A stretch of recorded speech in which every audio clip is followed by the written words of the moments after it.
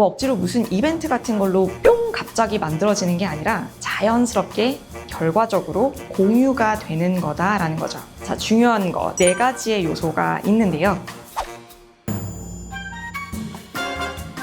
안녕하세요. 아드리엘 엄수원입니다. 오늘은 스타루뚜밥 2편 조직 문화에 대한 이야기를 해볼게요. 자, 스타트업 조직 문화 들으면 다들 어려워하세요. 그런데 이게 왜 어려운지 그 이유를 알고 나면 오히려 문제는 단순해져요. 조직 문화에 대한 정확한 정의와 이 문화라는 것이 어떻게 만들어지고 또 강화되는지 이 메커니즘에 대해서 많은 기업 대표님들이 제대로 모르고 계셔서 그래요. 이 조직 문화는요, 회사가 추구하는 슬로건도 회사에 붙은 포스터도 또 직원들에게 자랑하는 복지 같은 것들도 아니에요. 우리 회사는 영어 이름 쓴다, 그래서 수평적인 조직 문화다, 이런 것도 문화는 아니에요. 문화는 한 조직이 오랜 시간에 걸쳐서 같이 뭘 하다가 결과적으로 공유하게 되는 어떤 원칙, 가치, 세계관, 인간관, 행동 방식, 의사결정 방식 같은 것들을 통틀어서 얘기해요. 뭐 억지로 무슨 이벤트 같은 걸로 뿅 갑자기 만들어지는 게 아니라 자연스럽게 결과적으로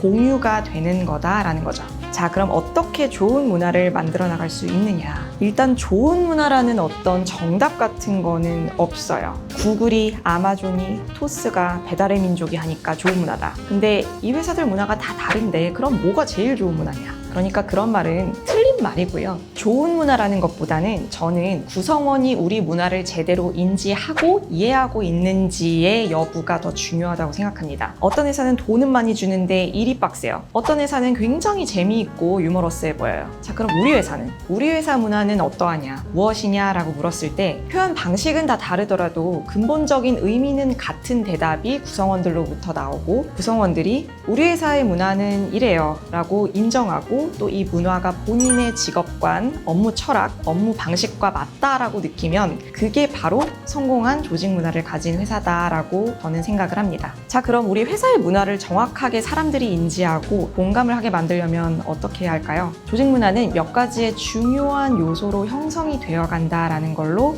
설명을 해볼게요. 이 요소들을 일단 이해하고 매일매일 인지해서 지켜나가면 문화가 자연스럽게 정착되고 구성원들 사이에 공유와 또 공감이 자연스럽게 생기게 됩니다. 그렇게 되면 어떤 시스템이나 회사 내규 같은 거 없이도 이 문화가 보이지 않는 어떤 손이 되어서 구성원들의 행동을 컨트롤하게 돼요. 자, 중요한 거 4가지의 요소가 있는데요. 첫 번째, 바로 경영자의 철학이에요. 창업자, 경영자, 오너, 또 한 인간이잖아요. 이 사람이 인간으로서 어떠한 철학을 가지고 있는가, 어떠한 인간관으로 구성원을 대하는가. 어떤 조직의 경영자는 조직 구성원을 일하기 싫은데 돈을 벌려고 억지로 일을 하고 있는 부품처럼 보는 경우도 있고요. 그런 회사의 문화는 당연히 경직되어 있고 규칙과 제약이 많고 수직적이고 그렇겠죠. 아마존의 문화는 뭘로 유명하냐면요, 정말 미친 듯이 회사가 비용을 줄이려고 노력하고 근검절약해요. 심지어 회사 주차장도 미국인데 직원들이 공짜로 못 쓴다고 하죠. 왜 그렇죠? 여기 창업주인 제프 베조스가 진짜 구두쇠거든요. 베조스가 아마존 창업했을 때 유명한 일화가 하나 있어요. 책상 살 돈을 아끼려고 방 문을 그걸 책상 보드로 썼다는 거예요. 애플의 스티브 잡스는 항상 독창적인 생각을 해야 한다는 개인의 철학을 강조했고, 그게 바로 애플이 오랜 시간 동안 제품, 디자인, 마케팅, 고객 경험 전반에 걸쳐 전에 하던 방식이 아닌 굉장히 독창적이고 새로운 방식을 추구하는 문화를 가진 회사가 되는데 시작점이 됐어요. 우리나라도 토스의 이승건 대표님은 사람은 기본적으로 일하는 것을 좋아한다라는 개인의 철학을 가지고 있기 때문에 일을 몰입해서 할 수 있도록 회사의 환경을 갖추고, 일은 되게 많이 하지만 그걸 자랑스러워하는 토스의 문화가 자연스럽게 만들어졌죠. 저 역시도 하나의 철학을 이야기하라고 하면 제가 개인적으로 가진 인간관은 모든 사람은 정확한 정보만 있다면 이성적이고 합리적으로 사고할 수 있다라는 거예요. 제 개인이 창업자로서 그런 생각을 가지고 있기 때문에 아드리엘의 여러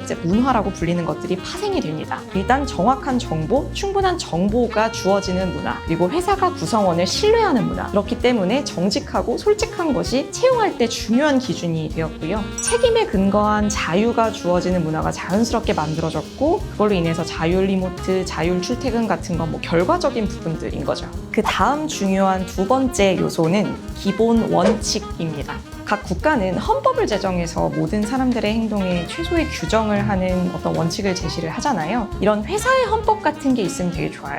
배달의 민족을 운영하는 우아한 형제들은 송파구에서 일을 잘하는 11가지 방법이라는 기본 원칙을 조직 내에 공유하면서 되게 유명해졌죠. 이건 회사 내규 이런 게 아니라 우리가 최소한 이건 회사와 구성원 간에 그리고 또 구성원들 간에 지키자라고 정하는 어떤 약속이에요. 아드리엘도 약속이 몇 가지 있는데요. 자율성을 가지고 유연한 태도를 갖자. 정직함을 바탕으로 서로 신뢰하자. 탁월함에 대해서 더 높은 기준을 갖자. 이런 기본 원칙들을 강조해요. 이런 원칙이 있기 때문에 다들 한 번이라도 더 신경 써서 정직하려고 노력하고 아드리엘러라면 회사 옆 카페를 무제한 이용할 수 있거든요. 근데 자유에는 책임이 따른다라는 원칙이 있기 때문에 무제한이라는 단어만으로 막 남용을 하지는 않으려고 하고 더 탁월해지기 위해서 주어진 방식대로만 일하지 않고 문제 제기를 계속하면서 새로운 방법들을 시도해보고 이러한 문화들이 자연스럽게 나오는 거예요. 이제 중요한 건 이런 원칙들을 얼마나 경영자부터 진정성 있게 보여주느냐인데 자, 이게 이제 세 번째 요소로 결정이 됩니다.